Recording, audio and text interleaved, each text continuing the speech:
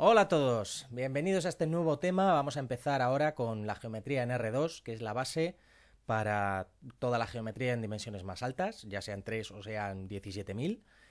Y también es la base para entender bien toda la mecánica clásica. ¿Por qué? Porque toda la mecánica clásica se basa, principalmente la mecánica de Newton, en fuerzas. Y las fuerzas son magnitudes vectoriales, es decir, vienen representadas por vectores. Además, esto nos va a servir para entender cosas mucho más complicadas, como tensores, como es la gravedad de Einstein, por ejemplo, y para cualquier cosa que tenga que ver con teoría de campos. Entonces, vamos a empezar por qué es un vector. Bueno, pues un vector lo vamos a representar por una flechita. Es decir, por ejemplo, esta flechita. A esto lo vamos a llamar vector V. Ponemos una flechita encima para indicar que es un vector y ponemos una flecha aquí para indicar que no es una raya sin más, un segmento. Y entonces, ¿cómo vamos a representar este vector? Bueno, pues este vector le llamamos V, le ponemos su flechita y decimos, vale, pues V vale. En este eje, bueno, lo he puesto un poco más para allá, pero vale. 1, 2, 3, 4, 5 veces 5 unidades en el eje X y para acá mide hasta aquí.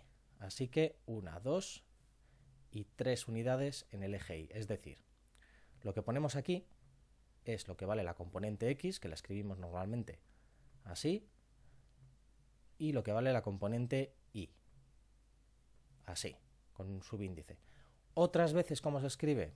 Y esto ya es material un poquito más avanzado, pero que os explicaré un poquito más adelante. A esto se le llama V1, a esto se le llama V2. Y entonces lo que hacemos aquí es escribir, en vez de X ponemos X sub 1 y en vez de Y ponemos X sub 2. Esto es lo más habitual. ¿Por qué? Bueno, pues porque normalmente los vectores van a venir representados por índices. Esto os lo explicaré más adelante, pero todo lo que es la teoría de Einstein, si os fijáis, no hay numeritos abajo normalmente, hay como unos símbolos, es decir, V se representa con una letra griega, V mu, y esto lo que representa son las componentes. La mu es un índice. Bueno, ya os hablaré de eso más adelante, porque ahora mismo no nos viene muy a cuento. Vale, ahora vamos a fijarnos en una cosa. Como hemos visto lo de trigonometría y somos muy listos, nos vamos a dar cuenta de que aquí tenemos un triángulo rectángulo. Y aquí tendremos un cierto ángulo teta.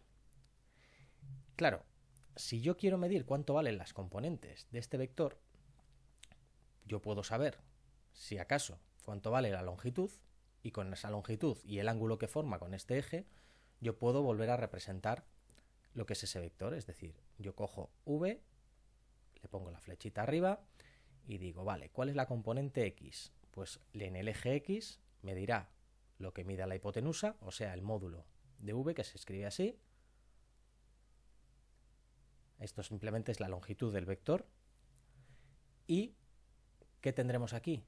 Pues la proyección sobre el eje X, es decir, el coseno de teta. ¿Cuánto valdrá en el eje Y? Pues también el módulo de V, y sobre el eje Y será el seno de teta. Hasta aquí yo creo que todos bien. Es decir, por ejemplo, vamos a poner otro vector diferente. Uy, madre mía, qué línea recta más chunga me he hecho. Vamos a poner así. Por ejemplo, esto de aquí. Aquí vemos. Tenemos otro vector. ¿Este cuánto valdrá? Pues en la componente X. Vamos a ponerlo. A esto lo vamos a llamar U, por ejemplo. Vector U. Y este vector U valdrá en la componente X 1, 2, menos 3. Y en la componente Y valdrá 1, positivo. Si os fijáis, el ángulo que forma este con el eje X no es este de aquí. Y por lo tanto, la componente X, es decir, el coseno, va a ser negativo, igual que nos sale aquí. Y el seno va a ser positivo. Es decir, ahora veis la importancia de lo que tenía, lo que os comentaba de los ángulos cuando os expliqué la circunferencia goniométrica y demás. Coseno negativo, seno positivo, este cuadrante. Vamos a poner otro vector, por ejemplo, este de aquí, que va a tener, a ver, a este lo vamos a llamar W. Bueno, así y así. ¿Cuánto vale W? Pues W nos vale. En la componente X vale 1, 2, 3, igual que antes. Y en la componente Y nos va a valer 1, 2 y 3 también. Bueno, más o menos, para que nos hagamos una idea, porque también pueden tener valores entre un número y otro. Otra vez, ¿qué pasa? Coseno negativo, porque el ángulo que forma es este de aquí. Seno negativo también, porque apunta hacia abajo. Aquí los dos son negativos. Perdón, que me he colado. Menos 3 y menos 3. Vale, vamos a poner otro vector más. Es decir, uno aquí, que va a ser este, por ejemplo. ¿Y cómo lo vamos a llamar a este? U, V, W, Z. Que no tiene nada que ver con los ejes, pero bueno. Y las componentes, pues mira, a este vamos a dejarlo así. Vamos a poner que Z va en el eje X. ¿Cuánto vale? 1, 2 y casi 3. Pues vamos a poner que vale 2,9. Y aquí viene una de las complicaciones que tenemos. Por desgracia, en español, escribimos las decimales con comas y los vectores con comas. ¿Qué suelo hacer yo cuando me pasa esto? Punto y coma. Ya está. Tomo esta notación y a correr. Nos da exactamente lo mismo, simplemente para separar una coordenada de la otra. ¿Cuánto vale la componente Y? 1 y casi 2. Pues 1,8 vamos a poner que vale. Y así queda bastante claro.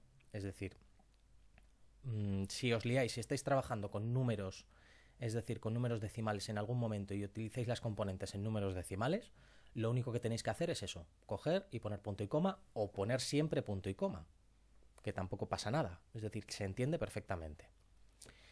Bueno, pues esto es lo que son los vectores, más o menos, y creo que con esto, de momento, nos vamos a quedar así. Y en el siguiente vídeo ya os enseñaré a utilizar operaciones con vectores.